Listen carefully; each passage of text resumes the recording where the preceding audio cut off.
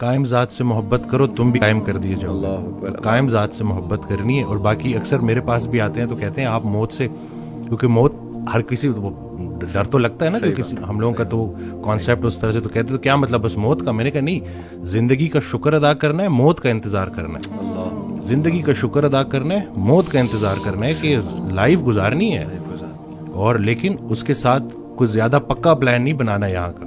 پہلے یہ سوال یہ سوچو کہ اللہ نے بھیجا کیوں, صحیح بات, اور پھر سوچے کہ واپس کیوں بلا رہا ہے. تو کچھ تو لے کے جانا ہے نا ساتھ, تو اب جو لے کے جانا ہے اس کے بارے میں سوچو. ایسے ہی کرنے والے کام ہے کر ڈالو. ایسے ہی. اور خوشیاں سکون آسانیاں ڈھونڈنے سے نہیں ملتی, دینے سے ملتی ہیں. جب آپ دینا شروع کر دو, کہ اس دن میں ایک آڈیو سن رہا تو کسی نے پوچھا کہ تقدیر کیا ہے, تو کہتے ہیں سوال آپ کا تھوڑا میں چینج کر دیتا ہوں, آپ کا سوال یہ ہونا چاہیے کہ بائی چانس ہے یا بائی چوائس ہے. تو بائی چوائس اس میں یہی ہے کہ آپ کی تقدیر دعاؤں میں پوشیدہ ہے اور دوسروں کی دعاؤں میں. اللہ, وہ ایک شخص ان کے پاس گیا کہ بڑا پریشان ہوں, حل بتائیں. تو کہتے ہیں آسان حل ہے, کوئی شخص تلاش کرو جو تمہیں دعا دے, لیکن ایک شرط ہے, اسے بولنا نہ پڑے کہ میرے لیے دعا دو, وہ تمہیں دیکھے اور دعا دے. اس کی زندگی میں کچھ ایسا کر جاؤ کہ وہ تمہیں دیکھے اور دعا دے. تو یہ جو مین جو کہتے ہیں نا کہ جتنا جتنا انسان اللہ کے قریب ہوتا جاتا ہے اتنا اتنا اس کی مخلوق کے قریب ہوتا جاتا ہے. بلکہ حضرت کے ایک جملے نے تو میری لائف ہی چینج کر دی. اور وہ جو میری دیکھیے, کوئی ایک بعض اوقات انسان بڑی کتابیں پڑھتا ہے اور بعض اوقات ایک جملہ.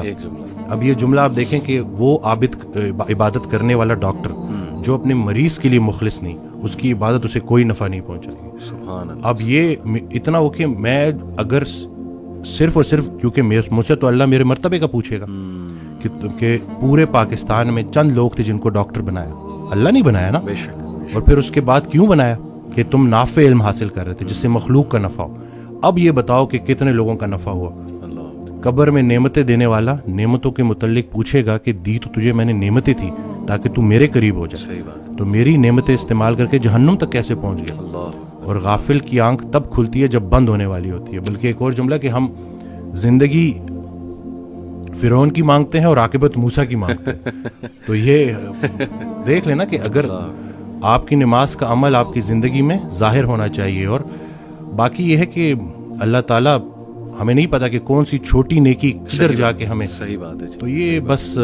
اور دوسرا ہے کہ جو ماشاءاللہ آپ کام کر رہے ہیں بچوں کو لے کے کہ کیوں گناہ خطرناک ہے روح کے لیے, تو ہم روح اور جسم کی کمبینیشن ہے. صحیح بات. آج کا ڈاکٹر اس لیے پورا کامیاب نہیں ہے کیونکہ وہ صرف جسم کو فوکس کر رہا ہے. زبردست. روح پہلے بیمار ہوتی ہے, جسم اس کو فالو کرتا ہے. میں ایک کتاب لکھنے کی کوشش کر رہا ہوں, تو اس میں نے ایک جگہ لکھا کہ جب ہم روزہ رکھتے ہیں تو پرانا بلیف یہی تھا, جتنے بھی مسلم جو حکیم تھے, جو بڑے بڑے ڈاکٹرز تھے, ان کا یہ بلیف تھا کہ روح پہلے بیمار ہوتی ہے, صحیح, جسم اس کو فالو کرتا ہے. تو جب ہم روزہ رکھتے ہیں کھا تو کچھ بھی نہیں رہے, لیکن روح اسٹرانگ ہونی شروع ہوتی ہے اور پھر جسم اس کو فالو کرتا ہے. ابھی ریسرچ ہے 3 دن کا فاقہ, ٹھیک ہے نا, 3 دن اگر آپ نے فاسٹنگ کی ہے پرولونگڈ, اور اس کے بعد اگر آپ میل لیتے ہیں تو آپ کی باڈی کے اندر سٹیم سیل موبلائزیشن ہوتی ہے.